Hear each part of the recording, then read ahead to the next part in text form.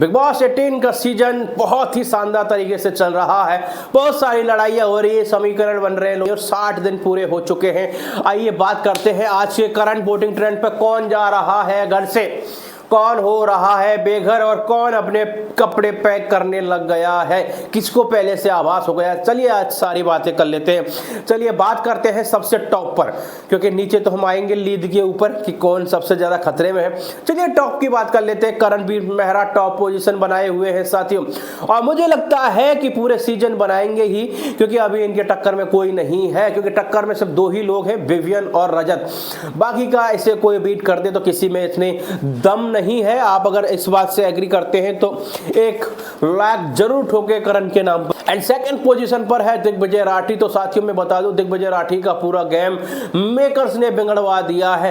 पता नहीं मेकर्स की कौन सी दुश्मनी है, चाहे वीकेंड बार हो तो वहां भी सलमान खान दिग्विजय को भजा के चले जाते हैं, और कहीं ना कहीं हम लोगों की भी जो सोच है वो इसी प्रकार से बदल जाती है, और कहीं ना कहीं दिग्विजय पीछे होते हुए नजर आ रहे हैं। और मैं बता दूं, दिग्विजय और करणवीर में बहुत ज्यादा वोटों का अंतर। थर्ड की बात कर लेते हैं चुम दरंग। ये इस चीज को मेरे हिसाब से डिजर्व भी करती है, क्योंकि शिल्पा कशिश सारा कोई नहीं करती जितना चुम डिजर्व करती है। क्योंकि चुम खेल भी अच्छे तरीके से रही है और अपने फ्रेंड के लिए वो बायस होती है, चाहे फेयर होती है, कुछ होती है, लेकिन अपने फ्रेंड्स के हित में वो फैसला लेती है। यानी मैं बात कर रहा हूँ करणवीर मेहरा के लिए, वो मर मिटने के लिए भी तैयार है। तो कहीं हालांकि हो सकता है करण इतना करे या ना करे, लेकिन चुम बहुत ज्यादा दिल से उसे चाहती है। क्या इस बात से आप एग्री करते हैं?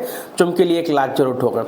चलिए बात करते हैं फोर्थ पोजीशन पर है आपकी शिवगामी माते। शिवगामी माते खूब छुरे भी खूब घोंप रही है, सारे काम कर रही है और धोखे भी दे रही है, लेकिन भाई साहब ये जाएगी नहीं शिवगामी माते। हालांकि आप लोग भी खूब सपोर्ट कर रहे हैं कि ये बाहर निकले, इसको वोट भी कम दे रहे हैं आप, अच्छी बात है, लेकिन बिग बॉस ने सोच रखा है इस बार बाहर नहीं निकालेंगे, हमारे सोचने से इस बार कुछ नहीं बनेगा। अगर इसको कम वोट मिल भी जाते हैं तो उस बार एविक्शन ही नहीं होगा। पता नहीं बिग बॉस क्या चाहते हैं, शिल्पा को अभी और रखना चाहते हैं। 5वें नंबर की बात करते हैं तो कशिश कपूर है साथी। हाँ, कशिश का जाना तय है, 5वें नंबर पर है। तो मुझे लग रहा है अगर ये 5वें पोजीशन पे भी रही और अगर टाइम गॉड को पावर देते हैं बिग बॉस, तो कहीं ना कहीं बच सकती है सारा और कशिश का एविक्शन हो सकता है। चलिए बात करते हैं 6 पोजीशन पर है सारा अरफीन खान। तो यहाँ साथियों सबसे बड़ी जो खतरे की सुई है वो कशिश और सारा के ऊपर है, क्योंकि शिल्पा के ऊपर नहीं है। शिल्पा 5 पे हो या 6 पे हो कोई फर्क नहीं पड़ता। अगर शिल्पा 5 नंबर पर आती है, नीचे नीचे कोई भी है, चाहे सारा आ चाहे कशिश आ, तो 100% एविक्शन हो जाएगा। लेकिन साथियों सबसे बड़ी बात यह है कि सारा को अगर बचाना चाहेंगे बिग बॉस तो ही पावर देंगे रजत के हाथों में, अन्यथा नहीं देंगे। क्योंकि अगर उन्हें लग रहा है कि भाई सारा का इस घर में टाइम पूरा हो चुका है, तो 100% इस बार एविक्शन तय है। और मेरे हिसाब से सबसे ज्यादा जो चांसेस हैं वो कशिश के हैं, उसके बाद सारा के हैं, और शिवगामी के कोई चांसेस नहीं है इस बार, क्योंकि बिग बॉस नहीं चाहता कि वो निकले। इस बार बहुत सारी लड़ाइयां हुई हैं आपस में घर में, आपने देखी थी, और कहीं ना कहीं चुम को इस चीज का फायदा मिला है श्रुतिका के साथ जो लड़ाई हुई है।